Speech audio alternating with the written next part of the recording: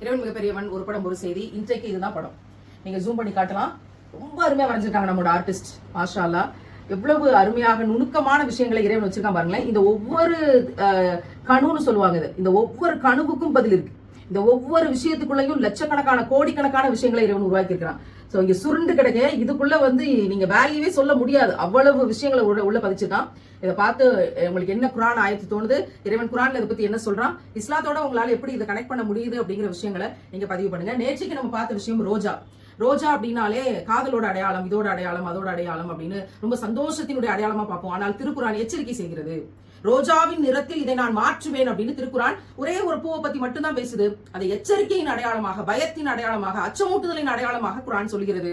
அதுலதான் நுணுக்கங்கள் இருக்கிறது, அந்த சிவப்பினுடைய அர்த்தம் இருக்குது. இறைவன் அதனாலதான் ரோஜாவை கம்பேர் பண்ணி சொல்றான். ஏன் ரோஜாவை இதற்கு அடையாளமா சொல்லியிருக்காங்கிறத நாளைய காணொலியில பார்க்கலாம்.